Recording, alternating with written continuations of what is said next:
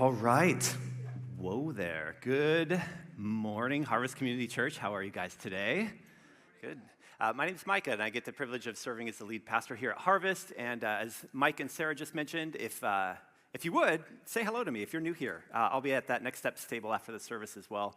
Would love to have a chance to say hi personally to you. So stop by, and our team has actually a bribe for you as well, a gift card to Starbucks. So that's our way of hopefully encouraging you to say hello and not ducking out here after the service. We are in a teaching series right now that we've called Bless. And so we've been spending a few weeks walking through this series already. And as we prepare with our time today, there was that slide on the screen a moment ago. But those seat back pockets in front of you have a little card with a QR code on that. If you want to follow along with the message notes, you can scan that card and you'll see kind of a cheat sheet of some of the scripture passages, the points on the screen as well. Would love to have you do that. And then also there's like a link right there to what we call our life application questions. You may want to dive a little bit more personally into this throughout the week and go back and revisit some of those passages and think about, how do I personally actually apply what we just talked about? This is our hope every Sunday, is we're not just sharing information, but our hope is God transforms you through his word. And the way that he does that is through him and his power, but it's also you giving him time to think through it and ask him, God, what do you actually want me to do with what we're learning about in this time together? In this series for Bless, we're talking about 5 simple practices, things that you can work into the rhythm of just your day-to-day life that really can allow you to bless your neighbor and help introduce them perhaps to Jesus. Our mission as a church, the way that we word that, is that we're people helping people know and follow Jesus. This is our church's mission, but it's not just like our church's mission. It's not just my mission. It's your mission if you're a follower of Jesus. He calls you to help other people know him too. That's true of each and every one of us.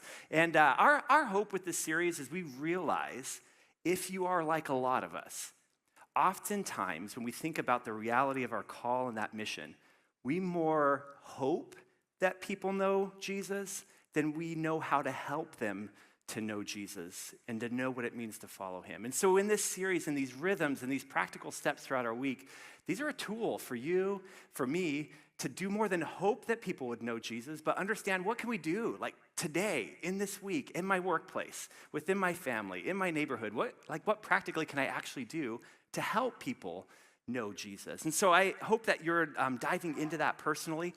In the past few weeks, we've walked through begin with prayer. That's the B, to learn to listen so that we can engage with people. The L, last week, if you missed it, we had a bit of a different format around round tables. We talked about the power of a meal and eating together. And this week, we're moving into the first of 2 S's, and it's about serving.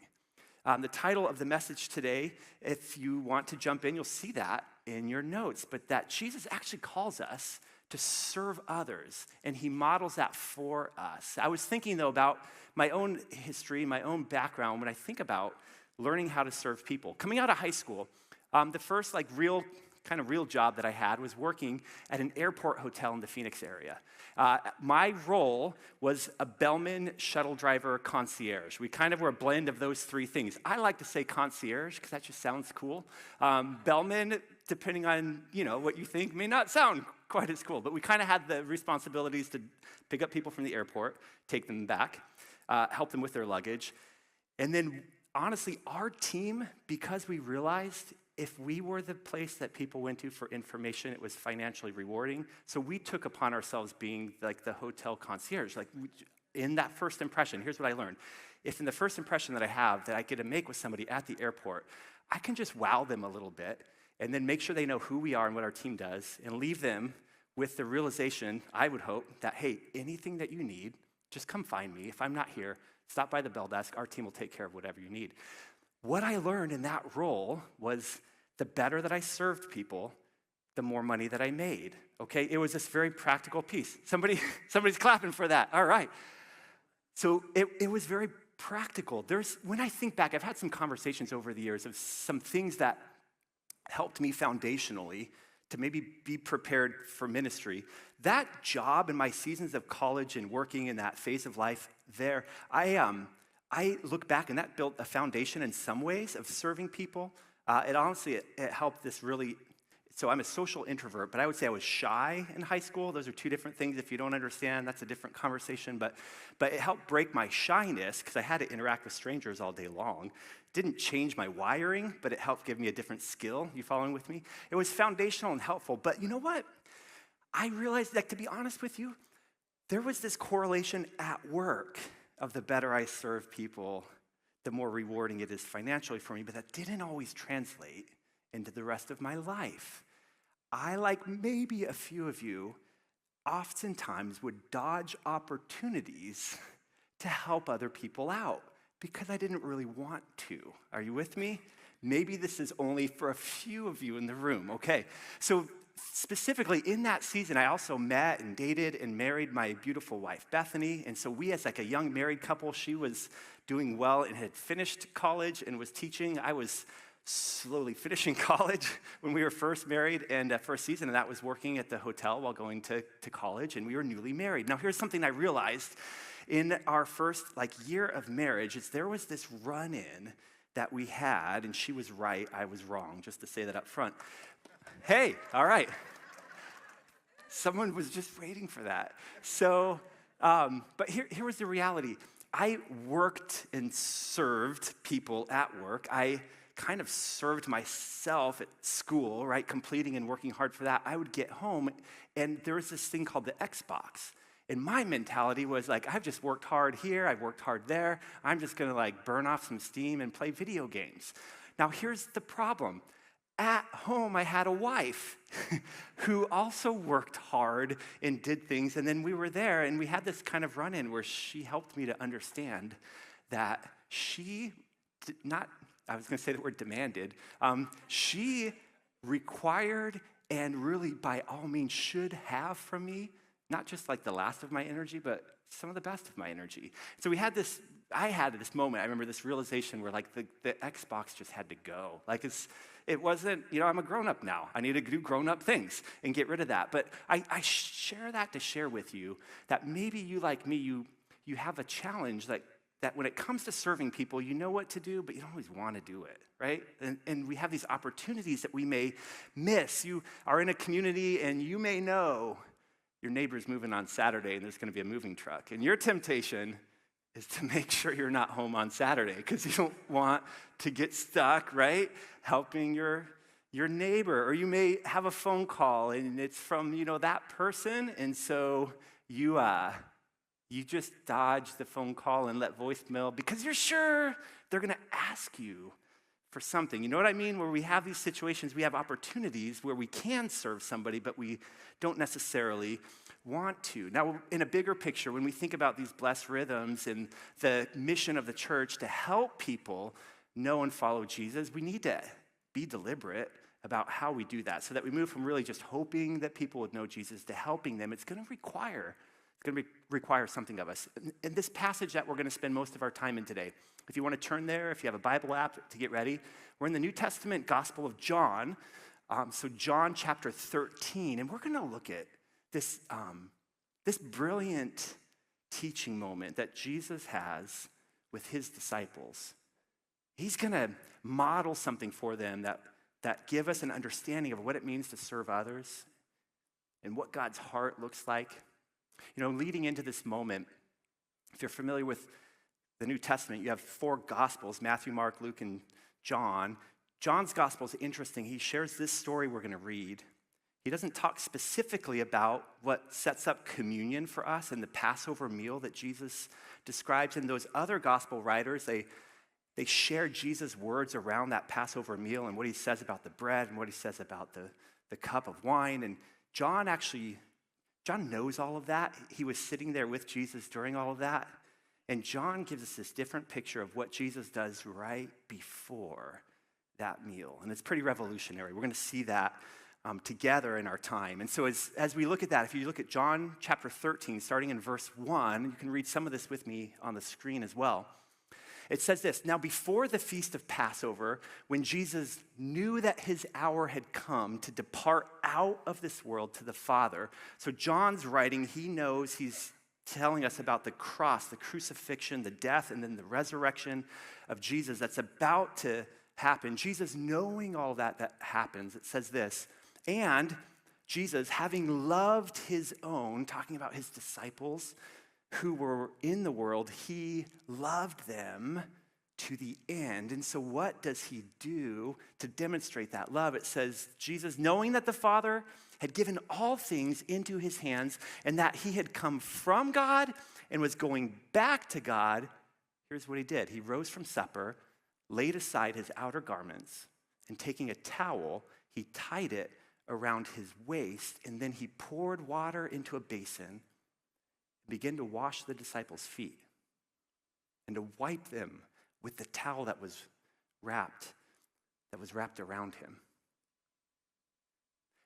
Going into this important meal, the idea of washing feet would not be foreign to the disciples. In Jesus' time, washing feet was an important aspect of entering a house, getting ready for a meal together. You may know this, but feet are kind of gross. In the first century, like in Jesus' time, feet were not just kind of gross. Feet often were really gross, right? You didn't have tennis shoes and socks. You walked around in sandals on dusty, dirty roads. You might walk through towns that there's no sewage system, so the road is the sewage system. Like, feet were gross. The task of washing feet for a group that's entering a meal together was actually the task for the lowest servant in the household. It wasn't the thing anyone looked forward to doing. And I imagine the situation. Jesus has gathered his disciples. They're about to celebrate this Passover. Jesus knows what they don't know. And he is setting up this meal. It's probably the most important meal he's going to share with them up to this point. And I can imagine some of those disciples walking in the room, kind of eyeballing around. You know, they're dirty, they're dusty. And there's maybe a little bit of this, like, it's just us. Like, who's going to wash feet? One of those disciples, Peter, I don't know. I imagine Peter a little bit wrestling with that, thinking that, like looking around the room and kind of judging people and like, well, I wonder who Jesus is going to task to do this. It won't be me, like I'm the leader. So maybe it'll be John. John's the youngest. You know, he can do the dirty chore, right? Maybe it'll be John, or maybe he's thinking about some of the other stories. Maybe Matthew, the tax collector, we read about him last time. Maybe Peter's still thinking a little bit like he needs to learn some humility, you know? That guy, maybe that's the guy for the task. And in the midst of this, I imagine the shock, the horror, the confusion for Peter, some of the other disciples, when they look and they see Jesus undressing, wrapping himself in a towel, getting the basin himself, and washing his disciples' feet. You know, that meal together, I showed you a picture a couple weeks ago of some of the table meals. It might have looked more like this. You know, we read about, in this setting, people reclining around a table and eating together, and I think it gives us an idea of why you didn't want someone's dirty, stinky feet in your face throughout that. But Jesus, he takes on the role of the lowly servant, not because he had to. I want you to think about this. Because he chose to. Why? Why would he do that? Why would the king of the universe not appoint that low task to someone else? Why would he take on the task of the lowest servant? Peter was confused. He says this, you shall never wash my feet. Jesus gets to him, right? He's washing his disciples' feet. John tells us when he gets to Peter, he's like, nah, not going to happen. You can't wash my feet. Like, you can't wash my feet. And Jesus has this interaction with him explaining why he would wash his feet. You see, they were operating. Their understanding of greatness was backwards to the way Jesus understood it. They had a paradigm of what being great meant. And Jesus had a radically different paradigm for greatness and the purpose of greatness. You've heard the terminology paradigm shift before, yes? A few of you, yeah? Okay. We can think of examples of things when our world changed, and it changed people's worldviews because of that. If you think of in more recent, even Western history, you have like the Industrial Revolution, where there was this shift, this paradigm shift because of a radical technological change, right? We went from making things by hand or small tools, usually in small batches, to mechanized industries. And it shifted not just the way manufacturing took place, right? But there was this shift of culture and how families operated and what it meant for a mom or dad to work in a family setting. There was this radical shift. We have these different, paradigm shifts throughout our history, but more revolutionary than the Industrial Revolution is the paradigm shift that Jesus was talking about, demonstrating, and what greatness, what true greatness, what the purpose of power actually was purposeful through God's mindset. The paradigm shift can be described this way: a time when the usual and the accepted way of doing or thinking about something changes completely. There was a usual and accepted way of understanding authority and power in our world. I have here a picture of, a prop for a crown, right? We today share, a lot of us, a similar paradigm of power and greatness. I've realized this doesn't fit me very well. So, in more ways than one, I think, right? We have an idea of power, of greatness. This idea that the higher that you rise, the more power that you have, the more wealth that you would accumulate, the more other people should serve us. The higher we rise, the more we should be served. That would be kind of our world's paradigm of power and greatness. Do you get that? Right? So Jesus, though, had a different power, a different understanding of the purpose of his power, and it was revolutionary, and it confused the heck out of his disciples. You know, even before this encounter, there's two of Jesus' disciples that were brothers, and they're thinking about the reality of Jesus, the King. They're in on like the ground floor of this realization, and I think they're imagining what Jesus' kingdom is going to look like, and the wealth and the power and all the glory that's going to come to him. And here they are in his closest circle, and they have this conversation where they want to make sure that in Jesus' next steps of his kingdom, when the real power and everything comes in, that they're positioned to benefit from that power. And they have this interaction with Jesus that was all about that. In Mark's gospel, he tells us about this. In Mark chapter 10, verse 35, it talks about these brothers, James and John, and how they came to Jesus, and they actually said this to him: "Teacher, we want you to do us a favor." He asks them, "What do you want me to do for you?" And they say to him, "Grant us to sit on your right hand and your left hand when you come into your glory." They want to be in the best places to benefit from Jesus' power. And Jesus called them, it says, like all the disciples. Now there's this argument, it says the other disciples hear about this, right? Causes a bit of a quarrel. So Jesus pulls them all together for this teaching moment. He says, "You know that those who are considered rulers of the Gentiles, they lord it over them. Their great ones exercise authority over them. But they should be different." Here's how he puts it. You can see this here. "But for you," he says, forget about that paradigm. "For you, it should not be so among you. Whoever would be," what is that word? Great. Say it again. "Whoever would be great among you must be your..." Okay, again, "Whoever would be must be your servant." This is a radically different view of power and greatness in Jesus' paradigm. Whoever, he goes on to say, would be first among you must be the slave of all. And he talks about himself, his pattern for helping them understand God's understanding of greatness and the purpose of it. He says, "For even the Son of Man," a title that he used frequently about himself, it was a strong hint at his divinity. The Son of Man came not to be served, but to serve, to give his life as a ransom for many. Jesus is saying, if there was a newspaper clipping about Jesus, it would be about his greatness. If you think of the economy of greatness in the life of Jesus, it was radically different than what we think about when we think about the greatness of Jesus.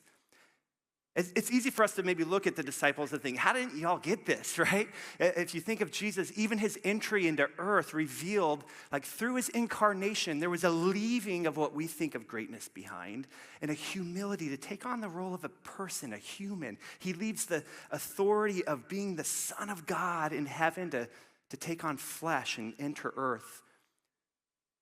In Philippians, in another New Testament letter, writing about the humility of Jesus and what he modeled with that, says this, that he, though he was in the form of God, talking about Jesus, though he was, as this eternal Son of God, he was divine. He was in the form of God, but yet he did not count equality with God a thing to be grasped, like to be held. He didn't count his power as a thing he had to hold on to somehow, but instead, he emptied himself, right, leaving heaven behind, taking on the form of a servant and being born in the likeness of men. Why? Why does John reveal this important story to us that he experienced from Jesus? Why did Jesus do this radical thing? What's interesting, I'm going to read from, I love the way this New Testament author puts this. N.T. Wright writes in his book, John for Everyone, in this passage says this. I want to read from him. He says about Jesus, he had come from God and he was going to God. And notice, his point is not to say fancy. Despite the fact that he had come from God, he nevertheless washed their feet. The point is to say, no, washing their feet was what he had to do, precisely because he had come from God. The foot washing and the crucifixion itself, catch this, to which it pointed was Jesus' way of showing us who God is. God, by his nature and love, is one who serves. Jesus wasn't doing something out of the ordinary thing for him. It's radical for us because it's so not ordinary for us. But Jesus, in serving, was living out the very nature of God, the God who loves us. When he took on human form and was willing to set aside what we think about greatness, it wasn't him doing an unnatural thing. It was the most natural thing to him. Even though it was costly and painful, it's who he was. And when we look at who Jesus is and how he's portrayed in the New Testament, guys, I hope you get this. He's not different than God the Father. He is God. When we see who Jesus is, we see who God is. And some of you grew up in church or experience or your thoughts about God, and that just isn't the picture you had of him. And maybe people gave you a bad impression of him. Maybe you've missed it or you just assumed things. But guys, God isn't some angry deity who's sitting up in heaven and just waiting to strike you down because you miss it. He loves you. He's serving you. He has rules and purposes for us to follow, and all of those are out of his love because he knows how he's designed you and what he's created you for. Jesus reveals the character of God, the nature of God. You can see it this way. Jesus, humble serving, it reveals the very nature of God. It's not different. It's not some abstract idea. It's who he is, and he's revealing to us exactly who he is. Now, for you and I, it takes maybe a little more work. Like God has to do something for me inside my own heart to reshape it so that it's more like his heart. And so what I want to do is just give you, for the rest of our time together, like 3 different sources of power to live in that servant style that Jesus did. 3 ways that God empowers us, empowers you to start to live that out a little more naturally from the inside out. And so as we take a look at that, we're going to look at John's gospel, and we're going to bounce a couple other places and things John had said as well. But if we go back, again in verse 1 of John 13, the context of what Jesus did, again, just so we don't miss it, was love, right? His love for people, his love for his disciples. Having loved his own who were in the world, he loved them to the end. And then it talks about in John's gospel, not just the foot washing, but his crucifixion that would follow. He loved us. So that power source number 1, the first thing that has to be foundational for us if we are going to have longevity in serving people, like we have to build it on a foundation of love for people. That makes sense? I mean, our purpose statement as a church, a way that we'll say that is like, what are you designed for? We're designed to love God, to love people, and to impact our world. Our love for people has to be the foundation of our serving for people. It was for Jesus. His love is the bedrock of his service. I've personally experienced in my own journey and had lots of opportunities to interact with church people as well. When I realized that there's a gap between the motivation for serving and love for people, may offend 1 or 2 of you. If I do, okay, I offend myself too. All right, here's the thing. Sometimes we do the thing. We're serving, we're showing up at church, we're on a team, we're going through the tasks, and we just feel empty in the process. Had interactions at times with people who are just frustrated when it comes to serving. Sometimes. What we realize is there's a different expectation, a different foundation for serving, and it might not be love for God and love for people. It might be a different mindset of God. I work for him. If I do the thing, he's going to take care of me. And so I've showed up at church. I've been faithful. I've been giving. I've been doing the things. And then God didn't show up. I lost my job. Or he didn't answer my prayer. And I've been so faithful. And as painful as it is, behind the thing, there's a realization that maybe my motivation, maybe their motivation in that moment for serving God wasn't just out of a place of love, but it was out of a distrust in God. I'm going to do the things, and then you have to do what I said. We have this mentality that we can fall into that's a lot like a vending machine relationship with God, where we go to the machine, we put in $1. No one carries cash anymore, right? So you go to the machine and you tap it with Apple Pay or Google Pay, right? And then you push the button, and then you expect to get what you pushed, right? I pay, I push the button, I get the Diet Coke. This is how it works. And we carry that mentality in our relationship with God. I served, I did the thing, now you provide for me. But the foundation is something radically different. Jesus' idea of love was something different, and its foundation was different than that. If we look at what has to happen before that, maybe what's the gap? Where we miss love is the foundation. The reality is we can't give what we don't have. So before that, I'd say this. So let's look at what John also said here. As the Father has loved me, he said, so I have loved you, so abide in my love. Abide in my love. Here's the reality. Before we actually can love people, we have to experience and abide in God's love for us. If you think about it as like a cup that is being filled, we need to place ourselves in the position where we're just taking in a loving, abiding relationship with God, that he's filling our cup, and then out of the overflow of his love to us, we get to pour into the lives of others. We have to start abiding in his love. So that second power source really is that we have to abide in Christ's love. What does that mean? Well, it looks a lot like focus and what we pay attention to.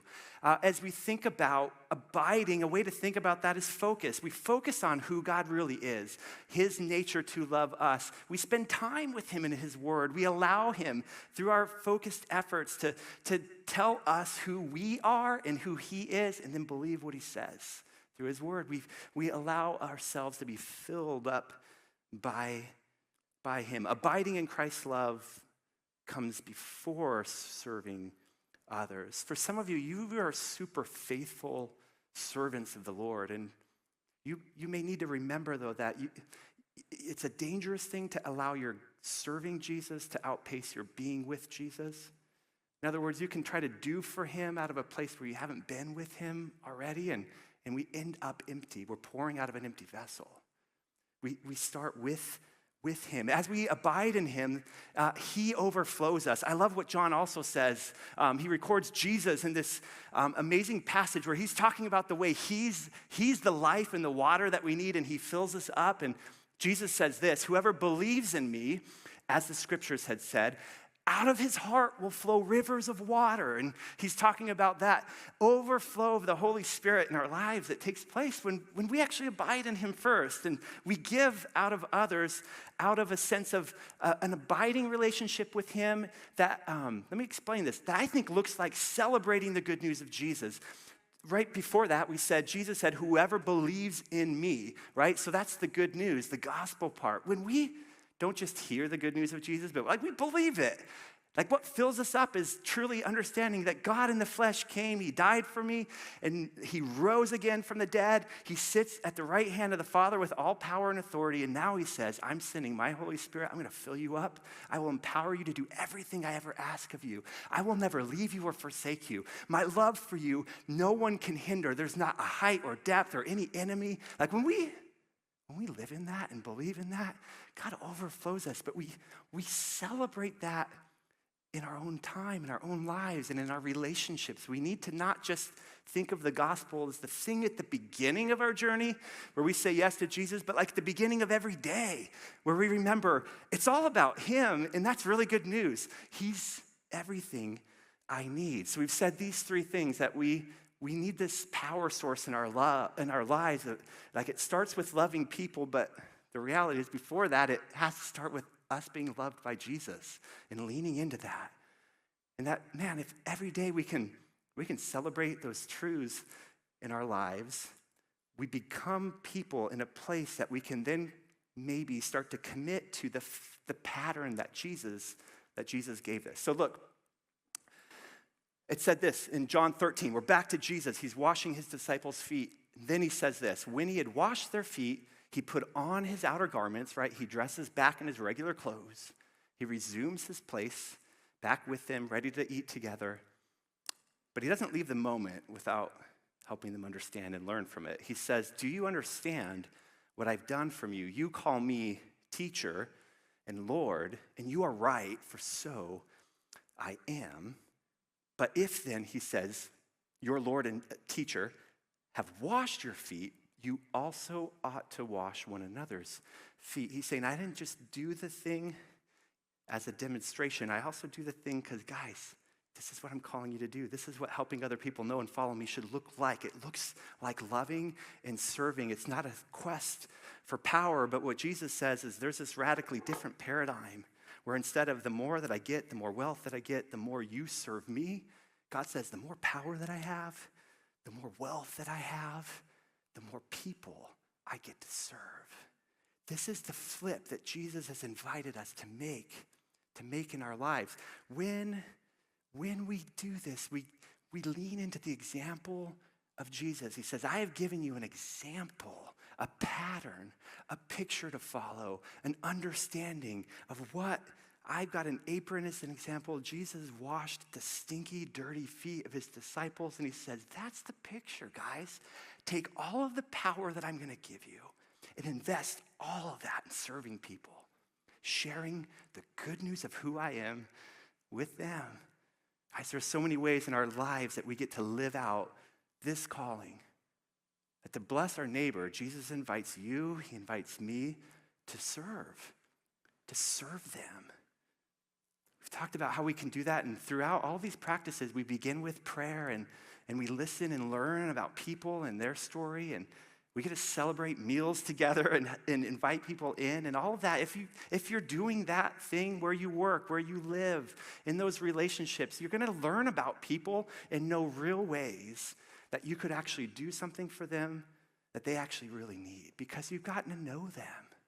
And this is God's call to us to use the power that he's given us to serve others. And then I love what Jesus says. Even as you're pouring out and serving others, he's like, I'm still going to radically bless your life as you do this. Like, it's not pour out so that you can be empty. He's like, you will never outgive me. He says, if you know these things, blessed are you if you do them. Not if you know these things, wear yourself out, you're going to be just frail and fragile and worn out. No, if you will live the way that I am modeling for you, I'm going to take care of you. Blessed are you when you follow in my footsteps and in the pattern that I've given you. In our lives and in our closest relationships, God is challenging us. What template, what pattern of greatness are we going to pursue? Is it the higher that I am, the more y'all serve me? Or is it the more power and position and authority that I have, the more that I have, that I get to serve you? The more people that I'm in a position to bless. And can I encourage you as we do that, you will never outgive God. He will bless you where you're at. One of the things I want you to think about in this approach as a church, there's a way that like you as an individual, you as a family are going to live out these rhythms, but also in the life of the church, we realize that that would be powerful, wouldn't it, if this wasn't just a thing you had to do on your own, but if you had a team that was helping you live out these blessed rhythms. Don't you think that might work a little bit better? Anybody? All right. So we do that. Actually, that is a goal in our purpose. We have something in the church that we call community groups that are designed just to allow this kind of lifestyle to not be an individual thing, but a team thing. Here's what I know about me and you. Like, we need friends to encourage us and to work with us in living this kind of life out, right? We need the power of God, but we also need the people of God to keep us motivated. So in our community, around our places, we have groups that gather together. The way we describe that is the purpose. They're forming friends who encourage your faith. God has called you to follow him. But he doesn't ask you to do that alone. He asks you to do that in the context of community. We need friends who encourage our faith. And then when we think about what we get to do in this pursuit of blessing our community and living out these blessed rhythms in our lives, actually our community groups that meet, they think through this framework of how do we pray for each other and for our neighbors? How do we listen to the needs within our group, but also learn about the needs in this place that we meet, that we might be able to help bring other people in to eat relationally together? Who is it that isn't a part of this church or group yet, or as far as I know, they don't even know Jesus yet, but we can invite them in and hang out and just befriend them, like really genuinely befriend them and get to know them, and then find ways that we get to serve together or encourage each other as we serve. And we're going to hit here in the next couple of weeks and help you understand how you share the story of Jesus, the good news of the gospel, and how your story of what God's done for you looks like. But here's what I want to challenge you to consider as we wrap up in this moment. This week, next week, I really want to encourage you, will you consider allowing God to help you follow him better in the context of relationships? You and I, we're not strong enough to do this on our own. That's just the reality. But can I tell you, when you've got somebody that's praying for you, encouraging you to take these steps on a regular basis, there's something just radically transformational about that.